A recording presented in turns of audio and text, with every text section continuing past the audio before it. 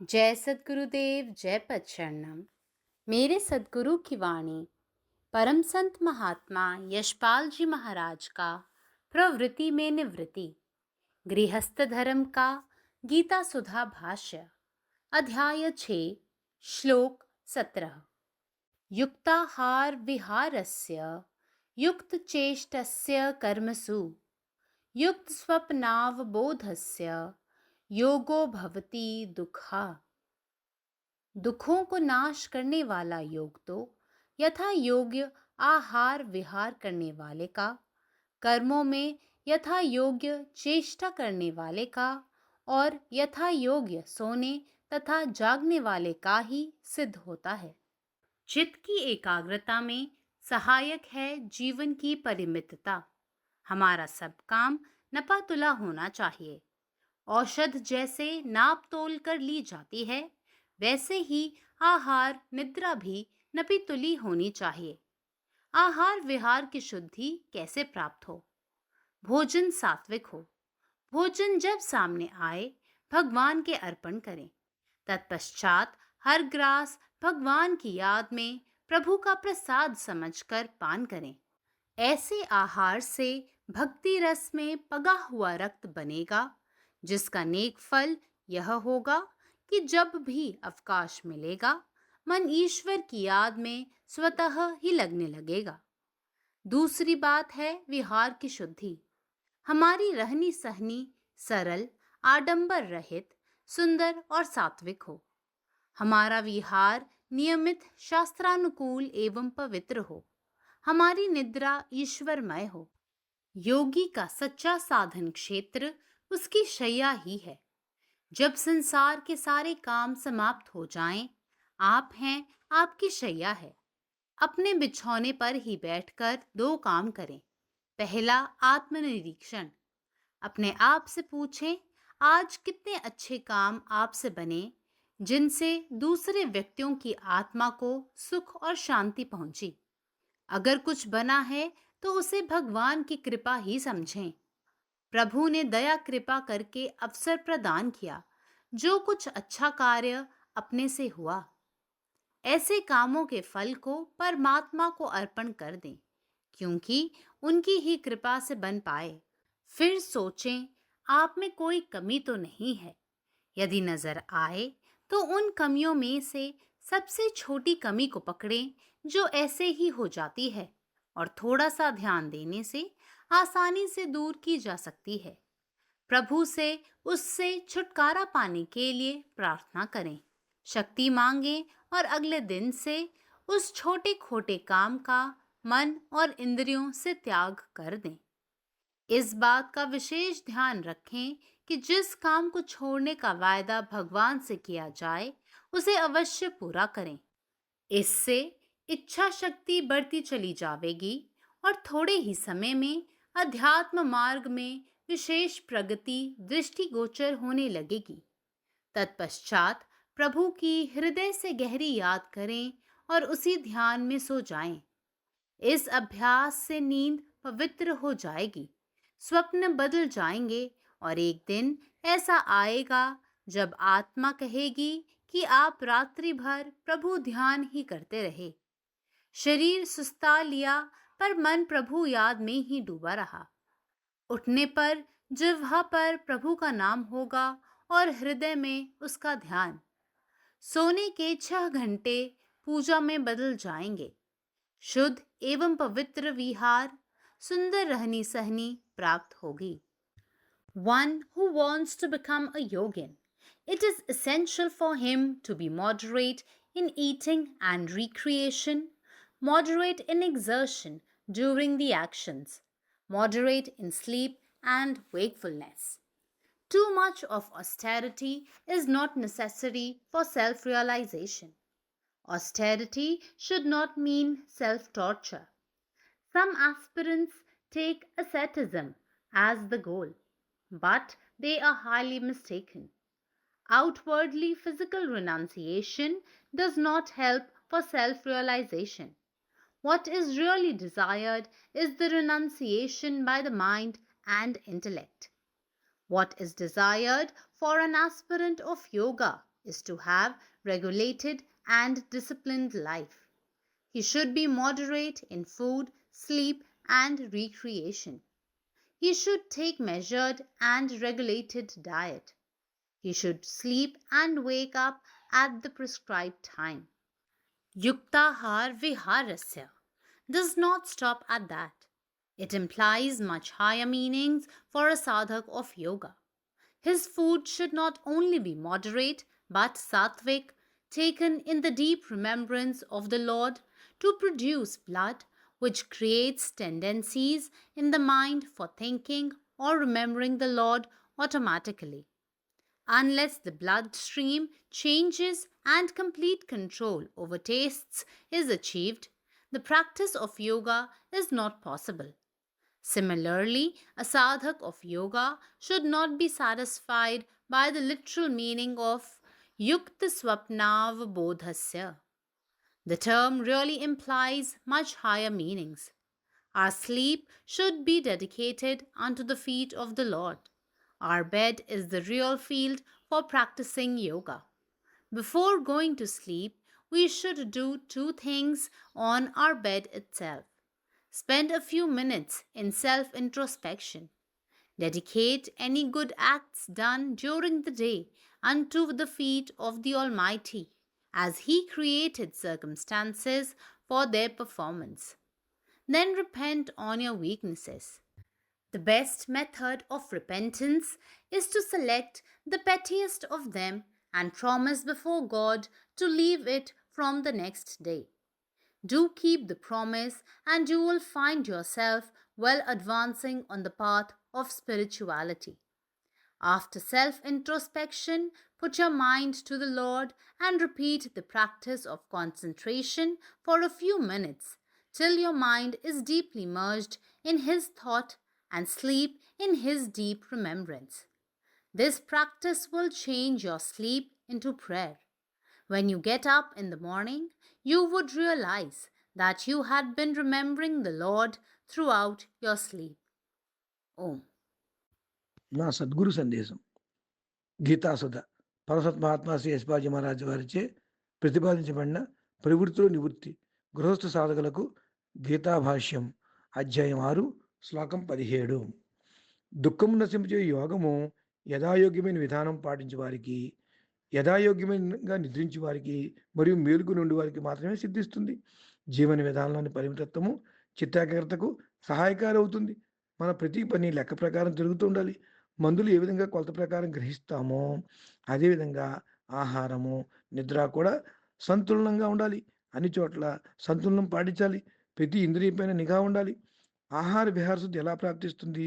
భోజనము సాత్వికమైనదై ఉండాలి. భోజనం మన ముందుకు వచ్చినప్పుడు దాన్ని భగవంతునికి అర్పించి తీసుకోవాలి. ఆ తర్వాత ప్రతి ముద్ద భగవంతుని జ్ఞాపకంలో భగవంతుని ప్రసాదంగా భావించి తీసుకోవాలి. తినే ప్రతి వస్తువు భగవంతుని జ్ఞాపకంలో తినాలి. భగవంతుని జ్ఞాపకంలో తాగాలి. శాంత చిత్తంతో భగవంతుని ప్రేమలో మునిగి భోజనం చేయాలి. ఇటువంటి ఆహారంతో భక్తి రసంతో నిన్ను రక్తం తయారవుతుంది. దానివల్ల జరిగే మంచి ఫలితం ఏమిటంటే, ఎప్పుడు సమయం లభిస్తే అప్పుడు మనసు భగవంతుని జ్ఞాపకంలో తనతో తాను లగ్నమైపోతూ ఉంటుంది. ఇక రెండవ విషయము విహారశుద్ధి. మన జీవన విధానము సరళంగా, ఆడంబర రహితంగా, సుందరంగా, సాత్వికంగా ఉండాలి. మన విహారము నియమితంగా, శాస్త్రానుకూలంగా, పవిత్రంగా ఉండాలి. మన నిద్ర ఈశ్వరమయం కావాలి. యోగి యొక్క నిజమైన సాధనా క్షేత్రము అతని శయ్యే అయి ఉన్నది. అంటే అతను పడుకునే మంచమే అయి ఉన్నది. ప్రాపంచిక సమస్త కార్యములు పూర్తయిపోయాయి. మీరున్నారు, మీ శయ్య ఉన్నది. మీరు పక్క మీద ఉండి 2 పనులు చేయండి. మొదటిది ఆత్మనిరీక్షణ, సెల్ఫ్ ఇంట్రాస్పెక్షన్. నేడు ఎన్ని మంచి పనులు మీచే చేయబడినవి, వేరే ఇతర వ్యక్తులు ఆత్మకు సుఖం కలిగింది, శాంతి లభించింది అని మిమ్మల్ని మీరే ప్రశ్నించుకోండి. ఒకవేళ అటువంటిది ఏమైనా జరిగినట్లయితే అది భగవాన్ కృపని భావించండి. భగవాన్ దయాకృపలు చూపి అటువంటి కొన్ని మంచి పనులు చేసే అవకాశం మీకు ఇచ్చాడు. అటువంటి పనుల ఫలితమును పరమాత్మకే అర్పించండి. ఎందుకంటే అవి ఆయన కృపచేతనే చేయబడ్డాయి. తర్వాత మీలో ఏదైనా లోపాలు ఉన్నవేమో ఆలోచించండి. ఒకవేళ లోపాలు కనిపించినట్టయితే ఏదైతే కాస్త దృష్టి పెట్టినంతనే సులువుగా తొలగిపోతుందో అటువంటి లోపాన్ని పట్టుకోండి. దాని నుండి విముక్తిని పొందుటకు పరమాత్మను ప్రార్థించండి. మరునాటి నుండి అటువంటి చిన్న పొరపాటు పనిని మనసు నుండి, ఇంద్రియాల నుండి త్యజించేంత వరకు అలాంటి శక్తిని ప్రసాదించమని భగవంతుని ప్రార్థించండి. ఏ పనిని విడిచిపెట్టినందుకు భగవంతుని వద్ద వాగ్దానం చేశారో, దాన్ని తప్పక నెరవేర్చాలనే విషయంపై ఎక్కువ దృష్టి పెట్టండి. దీనిచ్చే ఇచ్ఛాశక్తి మీ యొక్క విల్ పవర్ పెరుగుతూ ఉంటుంది. పిమ్మటి కొద్ది కాలానికే ఆధ్యాత్మిక మార్గంలో విశేష ప్రగతి కనిపించడం ప్రారంభమవుతుంది. తర్వాత హృదయంలో భగవాన్ని గాఢంగా ధ్యానించండి. ఇదే ధ్యానంలో నిద్రపోండి. ఈ అభ్యాసంతో నిద్ర పవిత్రమవుతుంది. స్వప్నాలు మారిపోతాయి. చివరకు మీరు రాత్రంతా భగవంతుని జ్ఞానంలో నిద్రపోయారు అని ఆత్మ చెప్పే రోజు వస్తుంది. శరీరం విశ్రమించింది. కానీ మనసు మాత్రం భగవంతుని జ్ఞానంలో మునిగిపోయింది. మేలుకున్న తర్వాత జిహ్వపై భగవాన్ నామం జరుగుతూ ఉంటుంది. హృదయంలో ఆయన ధ్యానం జరుగుతూ ఉంటుంది. నిద్రపోయిన 6 గంటలు పూజగా మారిపోతుంది. పరిశుద్ధమైన, పవిత్రమైన విహారము, సుందరమైన జీవనం మీకు లభిస్తుంది. పరమాత్మ నీవే ఉన్నావు. నీ ఇష్టమే నెరవేరాలి. జై సద్గురుదేవ్. జై పదశరణం. जय गुरुदेव, जय पदशरणम.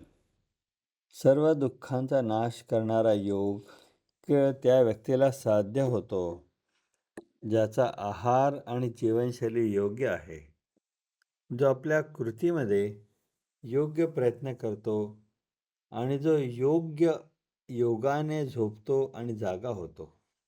जीवनाची जी मर्यादितता मनाच्या एकाग्रतेला मदत करते. आपल्या सर्व कामाचे मोजमाप केले पाहिजे. ज्याप्रमाणे औषधे मोजली जातात आणि तोलली जातात, त्याचप्रमाणे अन्न आणि झोप देखील मोजली पाहिजे. आणि जीवनशैलीची शुद्धता कशी मिळवायची? जेवण सात्विक असले पाहिजे. जेव्हा तुमच्यासमोर अन्न येते तेव्हा ते देवाला अर्पण करा. त्यानंतर प्रत्येक अन्नाचा घास देवाचा प्रसाद समजून प्या. अशा अन्नामुळे रक्त भक्तीच्या सारात मिळेल, ज्याचा चांगला परिणाम असा होईल की जेव्हा जेव्हा तुम्हाला मोकळा वेळ मिळेल तेव्हा मन आपोआप देवाच्या स्मरणात रमायला लागेल. दुसरी गोष्ट म्हणजे मठाची शुद्धता. आपली जीवनशैली साधी, ढोंग नसलेली, सुंदर आणि शुद्ध असावी. आपला विहार शास्त्रानुसार नियमित आणि पवित्र असावा. आपली झोप देवाने भरलेली असो. योगीसाठी खरी साधना क्षेत्र म्हणजे त्याचा पलंग. जेव्हा जगातील सर्व काम संपते तेव्हा तुम्ही तिथे असता आणि तुमचा पलंग तिथे असतो. तुम्ही पलंगावर बसून 2 गोष्टी करा. पहिले आत्मपरीक्षण स्वतःला विचारा. आज तुम्ही अशी किती चांगली कृती केली आहेत, ज्यामुळे इतरांच्या आत्म्याला आनंद आणि शांती? किती चांगली कृती केली आहेत, ज्यामुळे इतरांच्या आत्म्याला आनंद आणि शांती मिळाली आहे? जर काही साध्य झाले असेल तर ते देवाची कृपा आहे असे समजा. देवाच्या कृपेने स्वतःहून काही चांगले काम करण्याची संधी दिली. अशा कर्माचे फळ देवाला अर्पण करा, कारण ते केवळ त्याच्या कृपेने शक्य आहे. मग विचार करा की तुमच्यात काही कमतरता आहे का?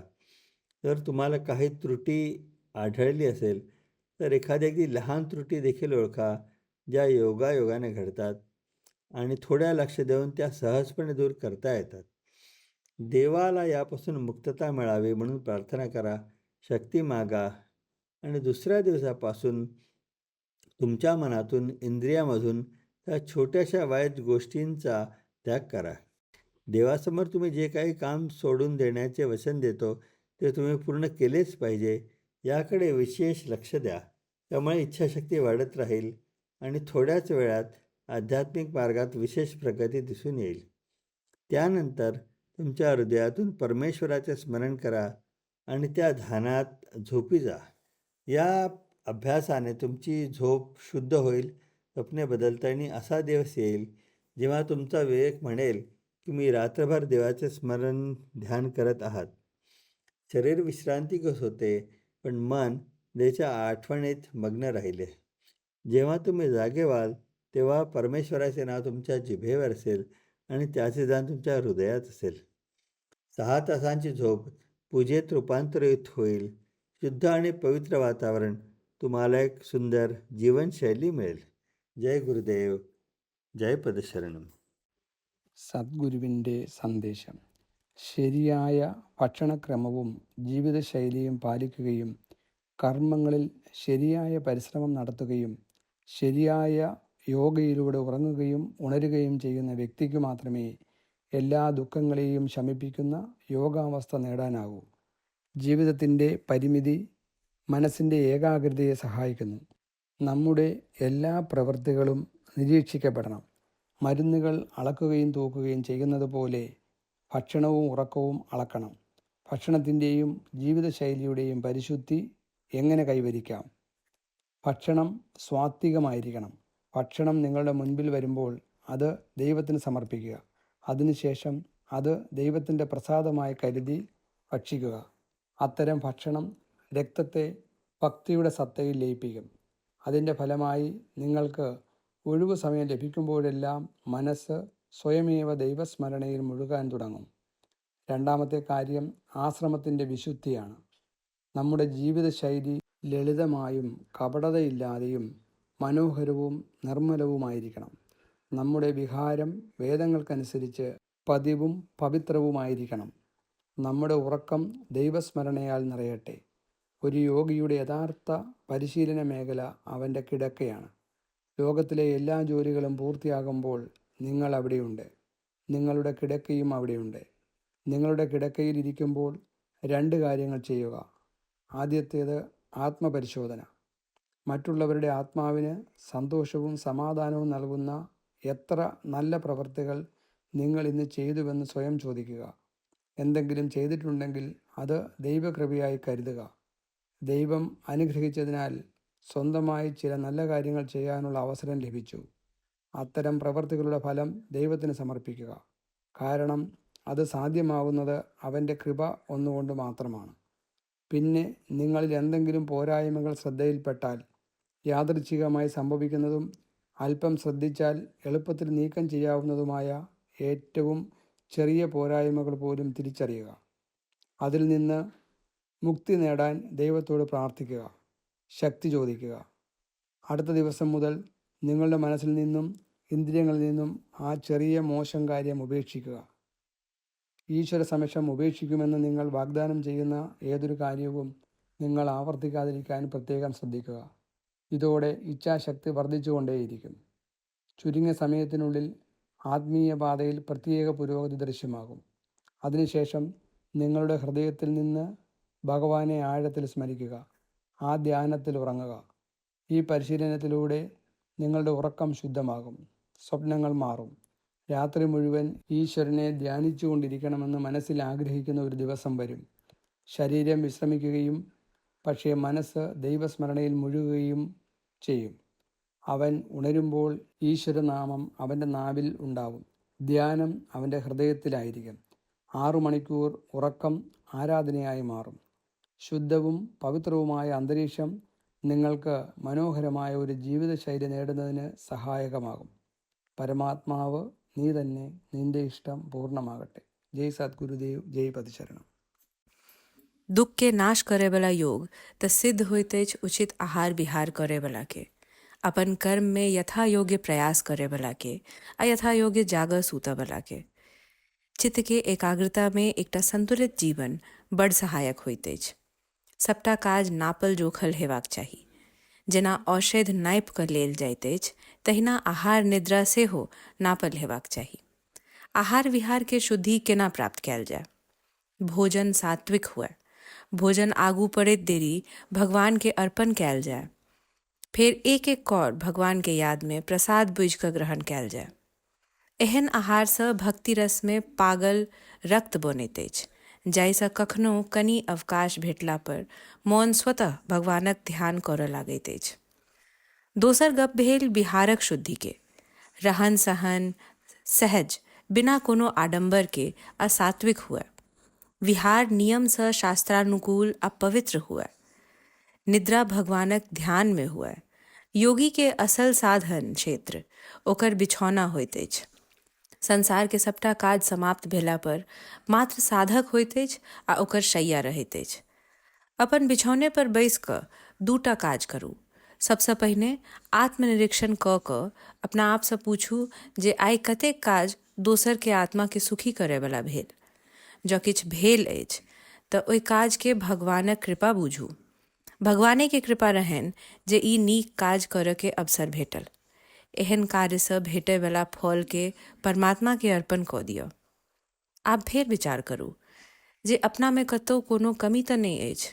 जँ कोनो तरहक कमी भेटय तऽ ओहि कमी सबमे सबसँ छोट कोनो कमीके छाँटि लिअ जे कनिके परिश्रमसँ सुधारल जा सकैत अछि।